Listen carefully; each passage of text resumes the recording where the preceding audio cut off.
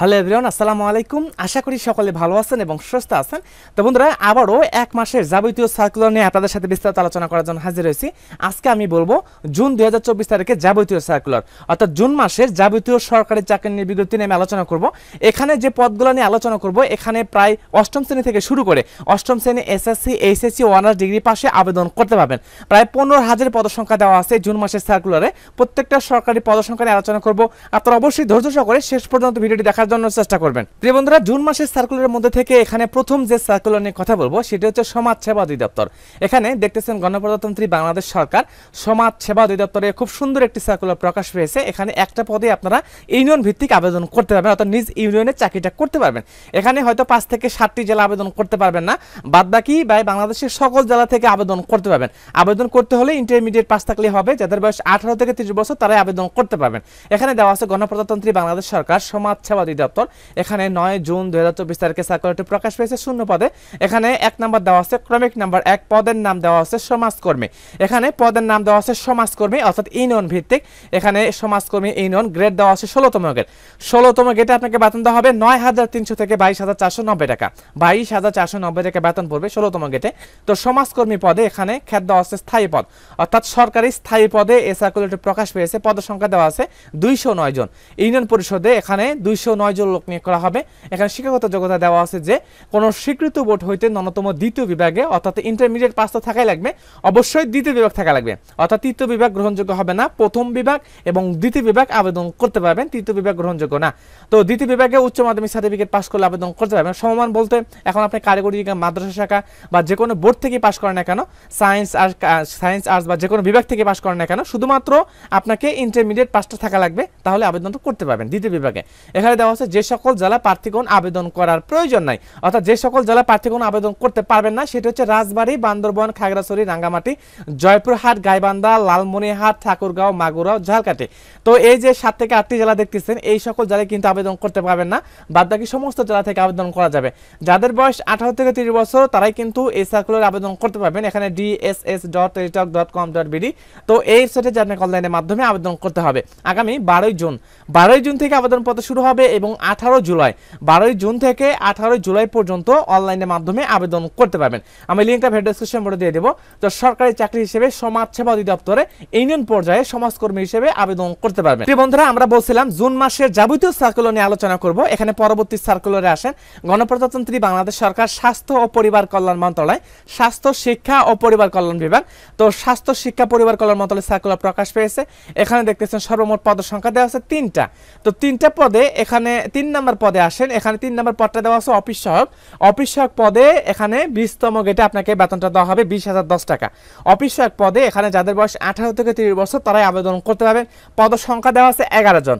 Office সহায়ক পদে 11 জন লোক নিয়োগ করা হবে। এখানে এসএসসি পাশে আবেদন করা যাবে। এখন দেখেন এখানে দেওয়া আছে কোন কোন জেলা থেকে আবেদন করতে পারবেন সেই সমস্ত জেলার নাম সমূহ। তারপর দেওয়া আছে কম্পিউটার অপারেটর, পদের নাম দেওয়া আছে কম্পিউটার অপারেটর। এখানে 3 জন লোক নিয়োগ করা হবে। পদের নাম দেওয়া আছে কম্পিউটার অপারেটর। এখানে 3 জন লোক নিয়োগ করা হবে। এখানে দেওয়া আছে স্নাতক সমান ডিগ্রি থাকলে আবেদন করতে পারবেন। তারপর দেওয়া আছে 60 মুদ্রা খরিফ কাম কম্পিউটার অপারেটর। এখানে 3 জন লোক নিয়োগ করা হবে। 60 মুদ্রা খরিফ কাম কম্পিউটার অপারেটর 3 জন লোক নিয়োগ করা হবে। এখানেও কিন্তু স্নাতক সমান ডিগ্রি থাকলে আবেদন করতে পারবেন। তো অফিস সহায়কে এখানে সর্বনিম্ন স্তর, অর্থাৎ অফিস সহায়কে এখানে দেওয়া আছে 20তম গ্রেড। এখানে 11 জন লোক নিয়োগ করা হবে। এসএসসি পাস দেওয়া আছে, অর্থাৎ সর্বনিম্ন শিক্ষাগত যোগ্যতা এসএসসি পাস দেওয়া আছে।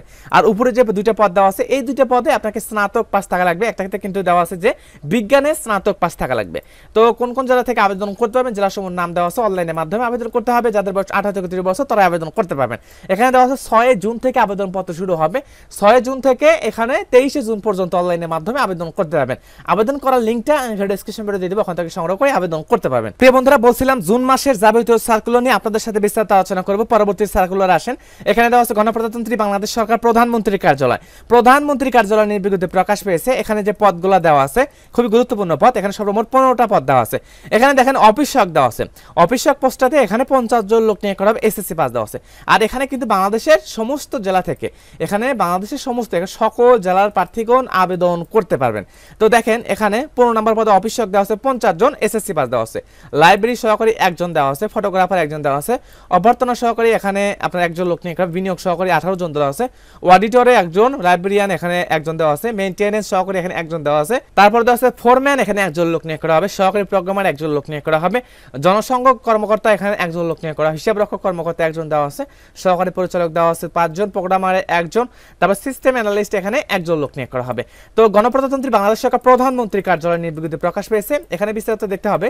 এখানে কিন্তু দেওয়া আছে বাংলাদেশ বিনিয়োগ উন্নয়ন কর্তৃপক্ষ, এখানে প্রধানমন্ত্রী কার্যালয় কর্তৃক বাংলাদেশ বিনিয়োগ উন্নয়ন কর্তৃপক্ষের নিয়োগ বিজ্ঞপ্তি প্রকাশ পেয়েছে। 15টা ক্যাটাগরি পোস্টে আবেদন করতে পারবেন। এখানে আবেদন করা যাবে জুলাই মাসের 7 তারিখ পর্যন্ত। এখানে কিন্তু জুলাই মাসের 7 তারিখ পর্যন্ত অনলাইনের মাধ্যমে আবেদন করতে পারবেন। প্রিয় বন্ধুরা, আমরা বলছিলাম জুন মাসের যাবতীয় সার্কুলার নিয়ে আপনাদের সাথে বিস্তারিত আলোচনা করব। তার পরবর্তী সার্কুলার আসেন। এখানে দেওয়া আছে গণপ্রজাতন্ত্রী বাংলাদেশ সরকার কৃষি মন্ত্রণালয়। কৃষি মন্ত্রণালয় সম্পূর্ণ নতুন সার্কুলার প্রকাশ পেয়েছে। এখানে সর্বমোট পদ সংখ্যা দেওয়া আছে 13টা। এই 13টা ক্যাটাগরি পোস্টে 5ম শ্রেণী পাস থেকে আবেদন করা যাবে। এখানে কিন্তু দেওয়া আছে যে অনলাইনের মাধ্যমে আবেদন করতে হবে, অর্থাৎ 9 জুন থেকে এখানে 8 জুলাই পর্যন্ত অনলাইনের মাধ্যমে আবেদন করতে পারবেন। এখানে দেওয়া আছে অফিস সহায়ক পোস্টে 11 জন লোক নিয়োগ করা হবে। 5ম শ্রেণী পাস দেওয়া আছে। অফিস সহকারী কাম কম্পিউটার মুদ্রা খড়িক এখানে একজন দেওয়া আছে। অফিস সহকারী কাম কম্পিউটার মুদ্রা খড়িক এখানে 9 জন দেওয়া আছে। এখানে জুনিয়র ফিল্ড অ্যাসিস্ট্যান্ট এখানে 2 জন লোক নিয়োগ করা হবে। এখানে যে গুদাম রক্ষক, জুনিয়র ফিল্ড অ্যাসিস্ট্যান্ট এইগুলা পদে কিন্তু আপনাকে একজন করে লোক নিয়োগ করা হবে। এখানে জুনিয়র মাঠ সহকারী এখানে 12 জন লোক নিয়োগ করা হবে। কৃষিতে ডিপ্লোমা থাকলে আবেদন করতে পারবেন। তো কৃষি মন্ত্রণালয় অর্থাৎ বাংলাদেশ পাট গবেষণা ইনস্টিটিউটে সম্পূর্ণ নতুন সার্কুলার প্রকাশ পেয়েছে। এখানে আপনারা অনলাইনের মাধ্যমে আবেদন করতে হবে। এখানে 8 জুলাই পর্যন্ত অনলাইনের মাধ্যমে আবেদন করতে পারবেন। সরকারি চাকরি হিসেবে এখানে কৃষি মন্ত্রণালয় নিয়োগ বিজ্ঞপ্তিতে আবেদন করতে পারবেন। প্রিয় বন্ধুরা, তার পরবর্তী সার্কুলার আসেন। এখানে দেওয়া আছে জেলা প্রশাসক ডিসি অর্থাৎ জেলা প্রশাসক কার্যালয় ডিসি অফিসের নিয়োগ বিজ্ঞপ্তি প্রকাশ পেয়েছে। এখানে একটা জেলা দেওয়া আছে, সেটা হচ্ছে ক্রমিক নম্বর 1 পদের নাম দেওয়া আছে অফিস সহায়ক। এখানে পদের নাম দেওয়া আছে অফিস সহায়ক, যেখানে পদের সংখ্যা দেওয়া আছে 55 জন। অফিস সহায়ক পদে 55 জন লোক নিয়োগ করা হবে। এখানে দেওয়া আছে বেতন স্কেল, জাতীয় বেতন স্কেল 2015 অনুযায়ী অর্থাৎ 20তম গেটে আপনাকে বেতনটা দেওয়া হবে। শিক্ষাগত যোগ্যতা দেওয়া আছে যে কোনো স্বীকৃত বোর্ড হইতে দ্বিতীয় বিভাগ বা সমানের সিজিপিতে মাধ্যমিক স্কুল সার্টিফিকেট পাস করলে আবেদন করতে পারবেন। এখানে ক্রমিক নাম্বার 1 দেওয়া আছে, পদের নাম দেওয়া আছে অফিস সহায়ক, পদের সংখ্যা দেওয়া আছে 55 জন। এখানে এসএসসি পাস করলে আবেদন করা যাবে। এখানে দেওয়া আছে কোন জেলা, সেটা হচ্ছে গণপ্রজাতন্ত্রী বাংলাদেশ সরকার জেলা প্রশাসকের কার্যালয় গাইবান্ধা। শুধুমাত্র গাইবান্ধা জেলা স্থায়ী বাসিন্দাগণ আবেদন করতে পারবেন। এখানে দেওয়া আছে অনলাইনের মাধ্যমে আবেদন করতে হবে। এখানে দেওয়া আছে 30 মে থেকে শুরু করে এখানে 30 জুন পর্যন্ত, 30 জুন পর্যন্ত অনলাইনের মাধ্যমে আবেদন করতে পারবেন। সরকারি চাকরি হিসেবে জেলা প্রশাসকের গাইবান্ধা জেলা স্থায়ী বাসিন্দাগণ আবেদন করা যাবে।